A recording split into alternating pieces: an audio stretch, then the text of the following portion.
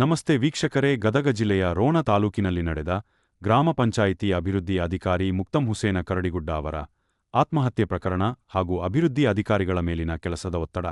ಮಾನಸಿಕ ಕಿರುಕುಳದಿಂದಾಗಿ ಕೊತಬಾಲ ಗ್ರಾಮ ಪಂಚಾಯಿತಿ ಅಭಿವೃದ್ಧಿ ಅಧಿಕಾರಿ ಮುಕ್ತಂ ಹುಸೇನ ಕರಡಿಗುಡ್ಡ ಅವರ ಆತ್ಮಹತ್ಯೆ ಪ್ರಕರಣದ ಸಮಗ್ರ ತನಿಖೆ ಆಗ್ರಹಿಸಿ ರಾಜ್ಯ ಪಂಚಾಯಿತಿ ಅಭಿವೃದ್ಧಿ ಅಧಿಕಾರಿಗಳ ಕ್ಷೇಮಾಭಿವೃದ್ಧಿ ಸಂಘದ ರಾಜ್ಯಾಧ್ಯಕ್ಷ ದಿಲೀಪ್ ಕುಮಾರ್ ಹಾಗೂ ಎಲ್ಲಾ ಪದಾಧಿಕಾರಿಗಳ ವತಿಯಿಂದ ಬೆಂಗಳೂರು ಗ್ರಾಮಾಂತರ ಜಿಲ್ಲಾ ಪಂಚಾಯತ್ ಉಪ ಕಾರ್ಯದರ್ಶಿ ಶಿವಕುಮಾರ್ ಅವರಿಗೆ, ಗ್ರಾಮೀಣಾಭಿವೃದ್ಧಿ ಮತ್ತು ಪಂಚಾಯತ್ ರಾಜ್ ಸಚಿವರಾದ ಪ್ರಿಯಾಂಕಾ ಖರ್ಗೆ ಅವರಿಗೆ ತಲುಪಿಸುವಂತೆ ಮನವಿಯನ್ನು ಸಲ್ಲಿಸಲಾಯಿತು.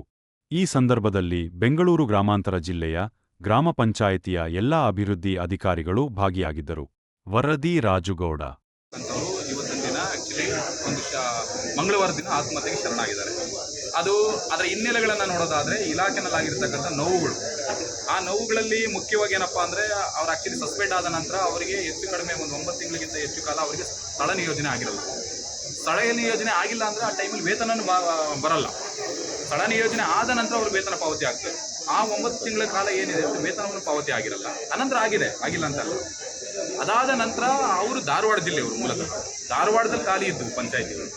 ಧಾರವಾಡದಲ್ಲಿ ಖಾಲಿ ಇದ್ದಾಗಲೂ ಸಹ ಧಾರವಾಡದಲ್ಲಿ ಅವರಿಗೆ ಪ್ಲೇಸ್ಮೆಂಟ್ ಕೊಟ್ಟಿಲ್ಲ. ಅವ್ರಿಗೆ ಮುಖ್ಯವಾಗಿ ಒಂದು 2 ವರ್ಷಗಳ ಹಿಂದೆ ಅವರಿಗೆ ಆಕ್ಸಿಡೆಂಟ್ ಆಗಿತ್ತು. ಆಕ್ಸಿಡೆಂಟ್ ಆಗಿ ಕಾಲಲ್ಲೂ ಸಹ ಅವರಿಗೆ ಫ್ರ್ಯಾಕ್ಚರ್ ಇದ್ದಿದ್ದರಿಂದ ಅವ್ರು ಓಡಾಡಲಿಕ್ಕೂ ಸಹ ಸಮಸ್ಯೆ ಇದ್ದಂಥ ಪರಿಸ್ಥಿತಿ. ಜೊತೆಗೆ ಕೆಲವೊಂದು ಎನ್ಕ್ವೈರಿಗಳು, ಯಾಕಂದರೆ ಸಸ್ಪೆಂಡ್ ಆಗಿತ್ತು ಅಂದರೆ ಎನ್ಕ್ವೈರಿ ಸಾಮಾನ್ಯ. ಆ ಸಂದರ್ಭದಲ್ಲಿ ಅವರ ಮೇಲೆ ಅವರು ಆಟೋಮೆಟಿಕಲಿ ಒತ್ತಡದಲ್ಲಿ ಇದ್ದಿದ್ದರಿಂದ ಅವರು ಮಾನಸಿಕ ಸ್ಥೈರ್ಯ ಕುಗ್ಗಿಬಿಟ್ಟು ಅವರು ಆತ್ಮಹತ್ಯೆಗೆ ಶರಣಾಗಿದ್ದಾರೆ. ಇದು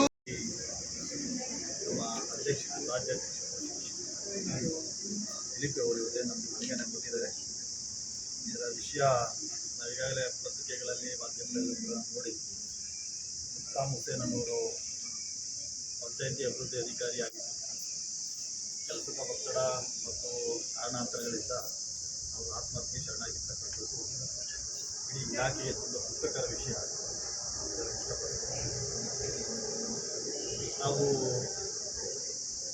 ನಾವು ಈ ಒಂದು ಇಲಾಖೆ ಬಂದು ಸುಮಾರು ಸಾಕಷ್ಟು 8 ವರ್ಷಗಳಿಂದ ನಾವು ನೋಡಿದಾಗ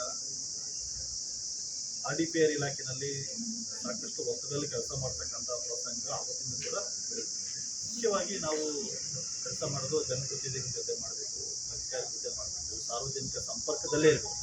ಗ್ರಾಮ ಪಂಚಾಯಿತಿ ಅಂದರೆ ನೇರವಾಗಿ ಸಾರ್ವಜನಿಕ ಸಂಪರ್ಕದಲ್ಲೇ ಇದ್ದು ಕೆಲಸ ಮಾಡಬೇಕಾಗುತ್ತೆ. ಇಂಥ ಸಂದರ್ಭದಲ್ಲಿ ನಾವೇನು ಮಾಡಬೇಕಾಗುತ್ತೆ, ಪಂಚಾಯಿತಿ ಅಭಿವೃದ್ಧಿ ಅಧಿಕಾರಿಗಳಿಗೆ ನೈತಿಕ ಸ್ಥೈರ್ಯ ಧೈರ್ಯವನ್ನು ನೀಡಬೇಕಾಗುತ್ತೆ.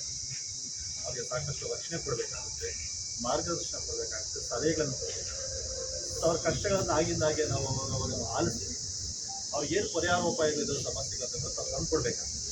ಇಂಥ ಕೆಲಸವನ್ನು ಎಲ್ಲ ಜಿಲ್ಲಾ ಪಂಚಾಯಿತಿಗಳಾಗಿ, ಸರ್ಕಾರ ಆಗಿ, ಸಚಿವಾಲಯದಲ್ಲಿ ಮಾಡಬೇಕಾಗುತ್ತೆ. ಇವತ್ತು ರಾಜ್ಯಕ್ಕೆ ಒಂದು ದುಃಖಕರ ವಿಷಯ, ಅವರು ಕೆಲಸ ಮಾಡೋ ವಿಚಾರ